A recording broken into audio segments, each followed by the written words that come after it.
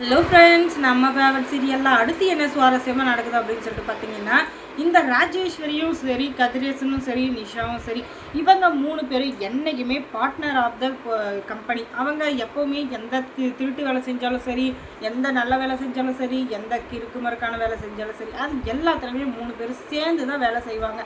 அதில் லாபம் வந்தாலும் சரி, நஷ்டம் வந்தாலும் சரி, சண்டையே வந்தாலும் சரி, கடைசியில் இவங்களுடைய பார்ட்னர்ஷிப் மட்டும் என்றைக்குமே பிரிஞ்சு போகாது. அதுக்கு காரணம் இவங்களுடைய சாமர்த்தியமான அந்த திருட்டு வேலைகள் தான். இந்த வேலை எல்லாத்தையுமே ஒவ்வொருத்தர் ஒவ்வொரு விதத்தில் ஒவ்வொரு மாதிரி நல்லபடியாக செய்வாங்க. அந்த மாதிரி இதில் ரொம்ப நல்லா பண்ணியிருக்கிறது யாருன்னு பார்த்தீங்கன்னா, கதிரேசனும் அந்த ராஜுவும் தான்.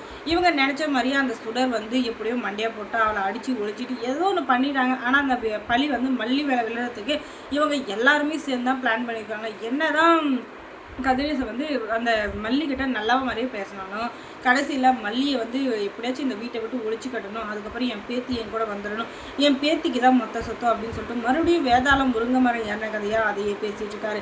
என்னடா இது, இந்த கதிரேசனுக்கு நம்ம இவ்வளோ ஹெல்ப் பண்ணியிருக்கோம், எதேதோ பண்ணி அந்த மல்லி தான் மாட்டினா, இருந்தாலும் அவள் தான் கொண்டா அப்படின்றதுக்கான ஆதாரத்தெல்லாம் ரெடி பண்ணி அதுக்கப்புறம் அந்த சுடரை ஒழிச்சு கட்டி என்னென்ன வேலை பண்ணியிருக்கோம். ஆனாலும் சொத்துல பாதியாச்சும் எனக்கு தரேன்னு சொல்லிட்டு இந்த கதிரேசன் வாயிலேருந்து வர்றதுலேயே என்னடா கல் நெஞ்ச காரணம் இருப்பான் இந்த கதிரேசன். இவனுக்கு சரியான படம் கற்றுக் கொடுக்கணும் போல. எப்போ பார்த்தாலும் பேத்தி பேத்தி பேத்தின்னு சொல்லிட்டு அவளுக்கு முதல்ல புஷ்டாக வைக்கணும். இல்லைன்னு வச்சுக்கோங்க, அதை வெண்பா இருக்கிற தைரியத்தில் இந்த கதிரேசன் அவனை மறந்தே போயிடுவான். அப்பப்போ நமக்கு சின்ன சின்னதாக அசைன்மெண்ட்டு ஒர்க்கு அந்த மாதிரிலாம் கொடுக்குறாளோ அது எதையும் கொடுக்காம கடைசியில் அவனையும் செஞ்சுக்கிட்டு கடைசியில் மொத்த சத்தி அவள் பேத்தி மேலே எழுதி வச்சுட்டா. அது சில்லு இப்போவே மல்லியம்மா மல்லியம்மான்னு உயிரை விடுது. அதுக்கப்புறம் மொத்த சொத்து அதுக்கு மேலே சின்ன வச்சுக்கோங்க. அதுக்கப்புறமா எனக்கும் சரி, என் தம்பிக்கும் சரி, இந்த சொத்தில் ஒரு நயா பைசா கூட கிடையாது. அது எல்லாமே என் மல்லியம்மா தான் அனுபவிக்கணும். என் மல்லியம்மா தான் என் உயிர், என் மல்லியம்மா தான் என் செல்லம் பூஜ்ஜி அப்படின்னு சொல்லிட்டு இது ஒரு பக்கம் நாடகம் ஆட ஆரம்பிச்சிருமே. அதனால் இதுக்கு ஒரு முடிவு கட்டணும்டா சாமி அப்படின்னு சொல்லிட்டு இந்த ராஜேஸ்வரி பண்ண பிளானில் இப்போ மாட்டிக்கிட்டு முழிக்கிறது நம்ம நிஷா தான்.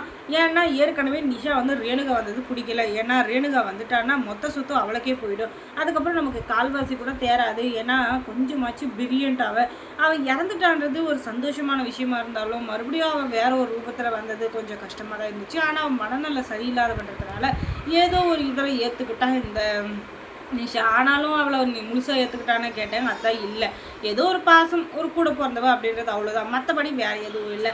அதுக்கப்புறமா இந்த ராஜேஸ்வரி கதிரேசனை ஆஃபீஸில் போய் மீட் பண்ணுறதுக்காக போகிறேன். அங்கே நிஷாவும் இருக்கா. அங்கே போனால் நம்ம ராஜேஸ்வரி எடுத்துக்கிட்டு என்ன சார் நல்லபடியாக முடிஞ்சிச்சா எல்லா விஷயமும், இப்போ சந்தோஷம் தானே, அந்த சுடர் அப்படின்ற ஒரு சாப்டர் க்ளோஸ் ஆகிடுச்சு. அந்த சுடரை க்ளோஸ் பண்ண கேஸில் நம்ம மல்லியும் க்ளோஸ் ஆகிடுச்சு. இனிமேல் நம்ம ரூட் கிளியர் தானே, என்னுடைய கமிஷன் எங்கே அப்படின்னு சொல்லி இவ கேட்க, இருமா பார்த்துக்கலாம், எங்கே ஓடிட போகிறேன் நான் சொல்லு, எல்லாம் இங்கே தான் இருக்க போகிறோம். இப்போதைக்கு உன்னோட கமிஷனாக இந்த 2 கோடியை வச்சுக்க. அந்த சுடருக்கு 2.5 கோடி கொடுக்கறதுக்கு உனக்கு 2 கோடி கொடுக்கறதுக்கு லாபம் தான். ஆனாலும் இப்போதைக்கு எனக்கிட்ட அந்த இமெயிலு பிளாக்கு அதெல்லாம் பிளாக் பண்ணிட்டாங்க இல்லையா, அதனால் இப்போதைக்கு பேங்க் பேலன்ஸு கொஞ்சம் கம்மியாக தான் இருக்குது. என்னுடைய ஒரு முக்கியமான இன்ட்ரெஸ்ட் ஒரு இடத்துல மாட்டிகிட்டு இருக்குது. அது மட்டும் எனக்கு கிடச்சிச்சின்னா அதுக்கோட பெரிய சந்தோஷம் எனக்கு எதுவும் இல்லை. அதுக்கு கொஞ்சம் டைம் ஆகும், ஒரு மாதம் பொறுத்து. ஏன்னா கண்டிப்பாக உன்னோடைய கமிஷன் மொத்தத்தையும் நான் கொடுத்துருவேன், இப்போதைக்கு இந்த பணத்தை வச்சுக்கோ அப்படின்னு சொல்லிட்டு பணத்தை கொடுக்குறாங்க. உடனே இந்த நிஷாக்கு நம்ம கூடவே இருக்கோம், ஆஃப்டர் ஆல் நமக்கு ஒரு முட்டை பஜ்ஜி கூட வாங்கி கொடுக்குறதில்ல. ஆனால் இந்த ராஜேஸ்வரி எண்ணத்தை கிழிச்சு தள்ளிட்டான்னு சொல்லிட்டு அவளுக்கு 2 கோடி, அதுவும் இல்லாமல் மல்லி தான் அந்த சுடரை கொலை பண்ணியிருக்கா.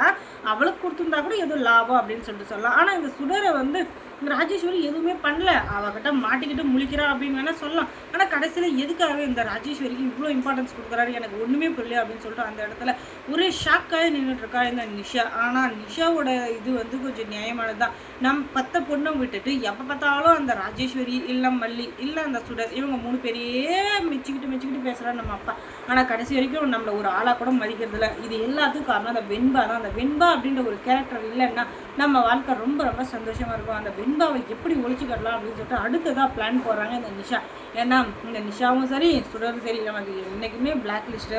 அவங்கள எப்போ கிளியர் பண்ணுறோமோ அப்போ தான் நமக்கு உறுதியான சந்தோஷம் அப்படின்னு சொல்லிட்டு எப்போவுமே நிஷாவுக்கு ஒரு கிருட்டு எண்ணம். அதுக்கப்புறம் மல்லி சீரியலில் என்ன சுவாரஸ்யமாக நடந்திருக்கும் நீங்கள் தெரிஞ்சுக்கணுன்னா நம்ம சேனலை சப்ஸ்கிரைப் பண்ணுங்கள். அதோட பக்கத்தில் இருக்க அந்த பெல் ஐக்கானை கொஞ்சம் கிளிக் பண்ணி விடுங்க. தொடர்ந்து அந்த சேனலுக்கு சப்போர்ட் கொடுங்க. அதோட மல்லி சீரியலில் யார் யார் உங்களுக்கு பிடிக்கும் பிடிக்காது அப்படின்றத கமெண்ட்ஸில் சொல்லுங்கள். தேங்க்ஸ் ஃபார் வாட்சிங்.